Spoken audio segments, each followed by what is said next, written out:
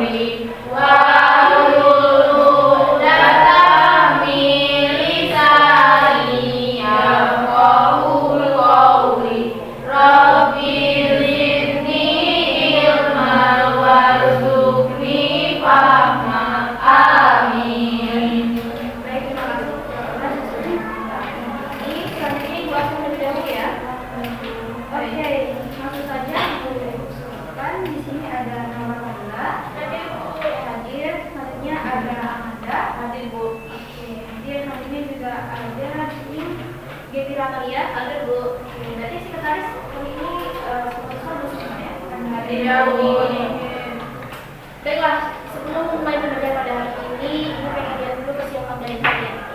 Oke, di sini dari segi kesiapan kalian sendiri nih, dari segi buku, ada yang sudah pegang buku? Buku ada. Oke, di belakang terlihat masih ada yang belum bawa buku ya. Kemudian ada yang bawa pena? Ada. Oke, sudah ada beberapa yang bawa pena. Kalau dari segi kalian sendiri kelihatannya masih belum ada yang siap ya. Tapi mungkin boleh dong juga ada beberapa catatan di situ. Lihat dulu, diambil dulu, boleh ditaruh di bawah dulu, nanti kalau sudah pelajaran bawa dulu keluar ya. Boleh diambil dulu, ngapain dulu? Ya Bu, oke, terima kasih Bu. Oke, jangan saling menyalahkan ya, oke? Baik. Oke. Nah, karena melihat kesiapan kalian yang kalian ini masih belum siap juga ya untuk membuat ujian hari ini. Jadi untuk memotivasi kalian supaya siap belajar pada hari ini, ibu ada motivasi dari seorang yang kita sebut seseorang yang sangat luar biasa. Siapa itu? Wah, belum ini ya?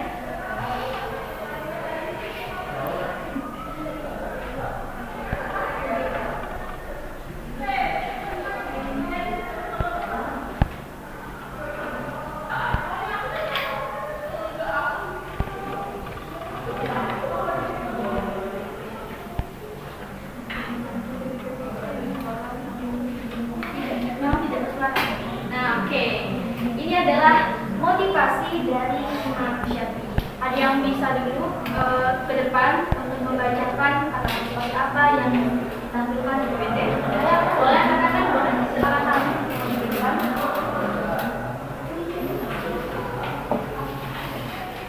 Oke, boleh langsung dibacakan. Jika kamu tidak dapat menahan lelahnya belajar, maka kamu harus sanggup menahan perihnya kebodohan. Oke, jadi ada kata-kata di mana kalau kamu tidak tahan menjadi lelah bekerja, kamu ya resikonya adalah kamu harus menahan perihnya kebodohan. Kira-kira apa sih yang bisa kita pahami dari kata-kata tersebut? Boleh? Mungkin langsung dari kami sendiri. Pemahaman kami dari kata-kata tersebut apa? Kalau kita tidak belajar, kita jadi oke, benar sekali tentang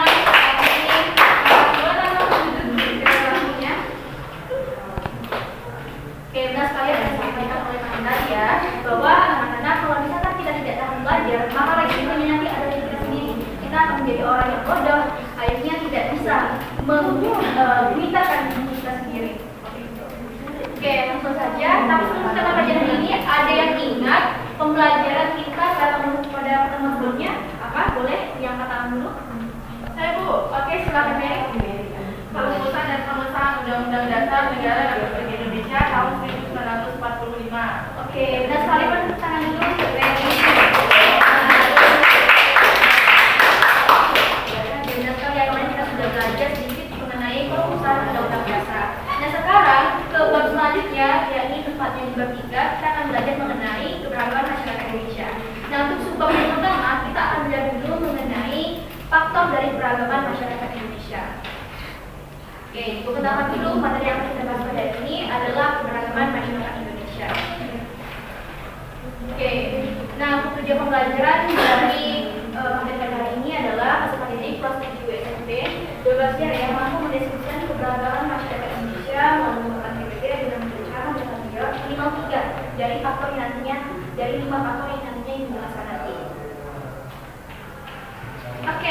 Selanjutnya, materi yang pertama, faktor penyebab yang pertama adalah mengenai letak strategis wilayah Indonesia.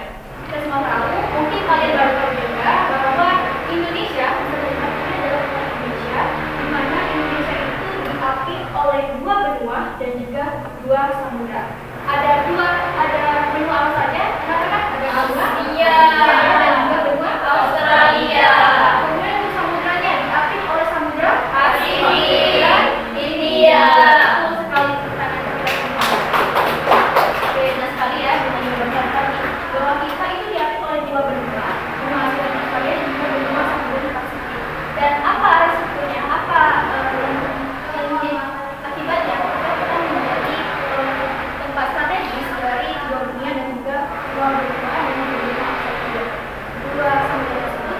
Kita jadi adalah bahwa kita ini dari negara Indonesia menjadi tempat perdagangan dari menjadi lokasi strategis tersebut. Misalnya ketika ada bangsa Arab misalnya yang ingin pergi ke Australia, maka bangsa Arab yang berasal dari Asia itu akan melewati Indonesia terlebih dahulu kan? Nah, ketika dia melewati Indonesia sebagai tempat perdagangan, kebanyakan dari mereka awalnya hanya ingin menjadikan Indonesia sebagai tempat transit atau tempat perdagangan saja kan. Nah, kebanyakan dari bangsa luar, termasuk tadi kan bangsa Arab, bangsa Cina dan sebagai bangsa lainnya, akhirnya menetap di Indonesia dan terjadilah beragam keturunan yang berasal dari keturunan Cina, misalnya ada juga keturunan dari Arab. Bisa kita lihat kan di Indonesia ada beragam keturunan dan itu salah satunya yang diberkat oleh adanya Indonesia sebagai tempat strategis di antara dua benua dan juga dua samudra. Oke, cukup dipahami? Oke, paham. Oke, selanjutnya adalah faktor penyebab keragaman Indonesia sendiri diakibatkan karena kondisi negara kepulauan kita. Oke, Ibu lihat sebelah kiri. Walaupun mungkin tidak kelihatan, tapi bisa kita bayangkan lebih jelas bahwa di sini misalnya ada Pulau Sumatera dan juga Pulau Kalimantan. Jarak antara Pulau Sumatera dan Pulau Kalimantan itu sangat berbeda kan, sangat jauh kan. Nah, karena saat itu transportasi belum membadai seperti sekarang, jadi orang-orang itu akhirnya tidak bisa untuk bertemu satu sama lain. Orang yang berasal dari Pulau Sumatera dan orang yang berasal dari Pulau Kalimantan itu tidak bisa bertemu karena kendala transportasi. Akibatnya apa?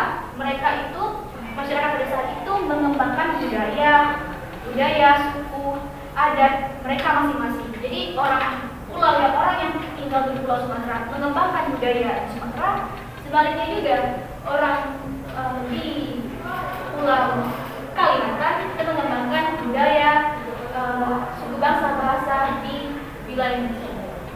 Oke? Nah, selanjutnya ada apa namanya? Salah satu faktor penyebab selanjutnya adalah perbedaan Islam. Ada yang bisa menyebutkan apa saja gambar yang ada di bawah? Mulai gunung, sawah,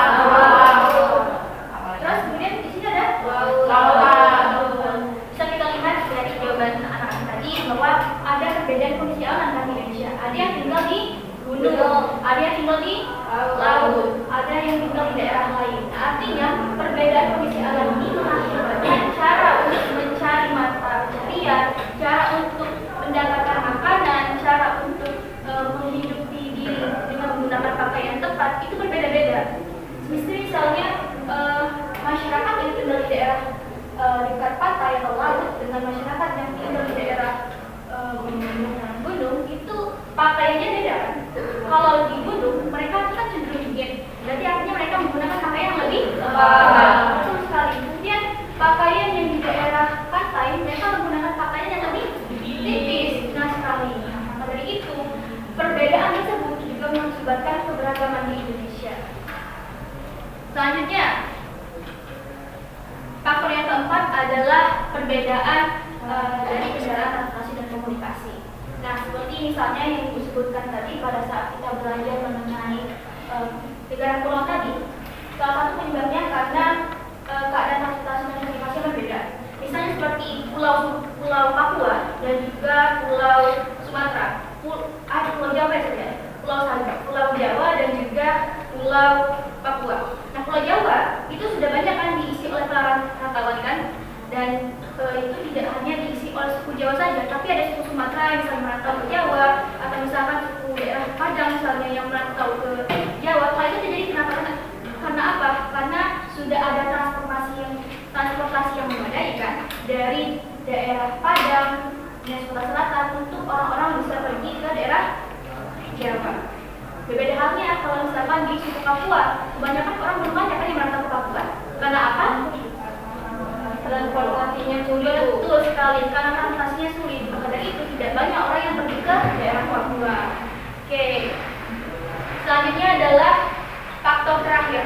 Nah, kalau tadi kita sudah menunjukkan masalah dari eksternalnya, masalah luarnya, mulai dari kondisi alam, kemudian dari kondisi kepulauan, transportasi. Tapi kira-kira ada tidak ya penyebab keberagaman yang berasalnya dari kita sendiri, dari masyarakat? Ternyata ada.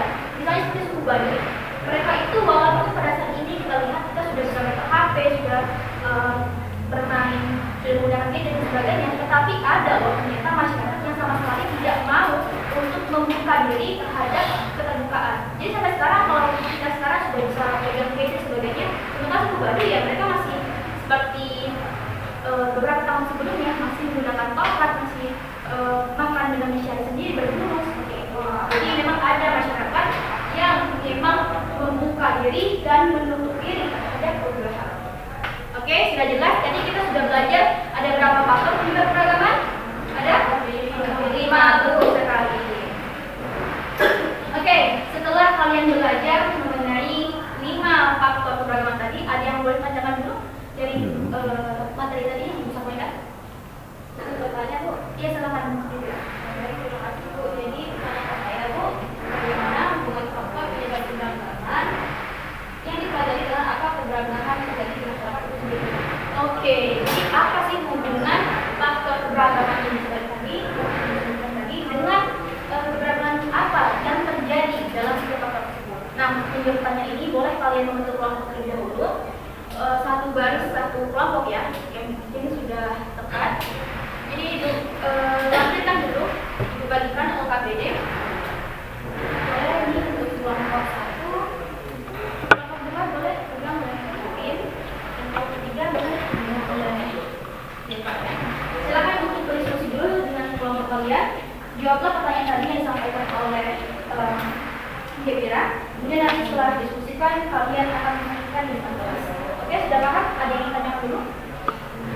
Belum ada ya? Oke, silakan berdiskusi ya. Ya, Gebira silakan.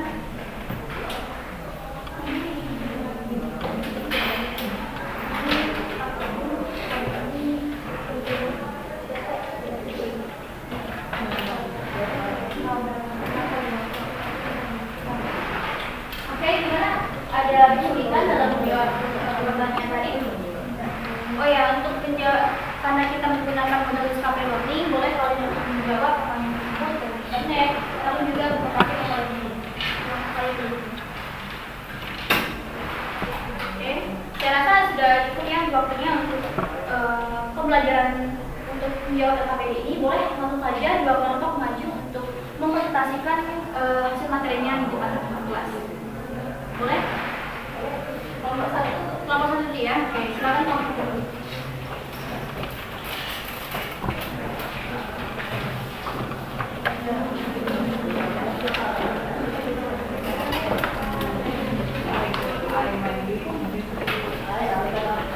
Oke, silakan sebutkan urutan kelompoknya, kemudian anggota kelompok dan diskusikannya.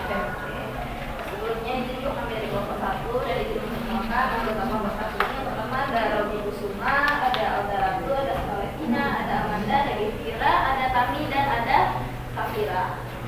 Oke, jadi Bu, di sini kami mendiskusikan pertanyaan yang tadi, yaitu hubungan penyebab keberagaman yang dipelajari dengan apa keberagaman masyarakat yang terjadi. Hasil diskusi yang kami dapat Bu, nah tadi kan sudah dijelaskan ada 5 faktor benar sekali Bu. Nah, yang pertama itu faktor penyebab letak strategis Wilayah di Indonesia.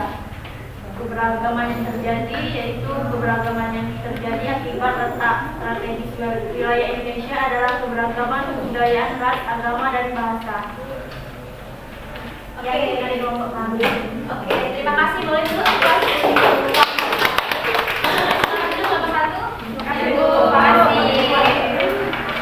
Terima kasih ya kelompok satu yang sudah mewakili teman-teman yang lain untuk menjawab pertanyaan dari apa hubungan faktor dan juga beberapa kriteria. Oke, selanjutnya adalah untuk melihat kemampuan kalian apakah sudah memahami pelajaran yang dibagikan pada hari ini. Boleh kalian scan dulu terlebih dahulu. Boleh scan lewat handphone kalian. Di situ sudah ada penilaian tertulis, kemudian juga ada refleksi dan ajar untuk beri untuk materi selanjutnya dan juga ada tugas untuk pertemuan selanjutnya. Oke, boleh salah satu orang nanti tampilannya kan bisa seperti ini. Tampilannya seperti ini ya. Nah, untuk hasil dari scan kalian boleh dicek sendiri. Nanti di situ sudah ibu masukkan penilaian tulis lewat Google Form. Sudah ada link Google Form-nya di situ. Kemudian untuk refleksi, ibu ingin kalian merefleksi setiap dari kalian, jadi tidak hanya satu atau dua orang saja. Ya, bisa refleksi juga lewat Google Form ya, sama. Kemudian untuk penugasan untuk bahan ajar untuk materi selanjutnya sudah ditabulkan juga PDF-nya ya. Oke, ini ya. Kemudian juga untuk penugasan di pertemuan selanjutnya juga sudah ada di aktivitas 4.6. Oke, ini adalah penugasan kelompok ya. Jadi silakan nanti berkelompok untuk dijawab bersama-sama. Oke, sekian itu saja mungkin penjelasan pada hari ini. Boleh langsung ketua kelas untuk menutup pembelajaran hari ini dengan baca doa dulu. Oke, baiklah kawan-kawan, sebelum kita pembelajaran pada hari ini, alangkah baiknya kita membaca doa. Berdoa mulai.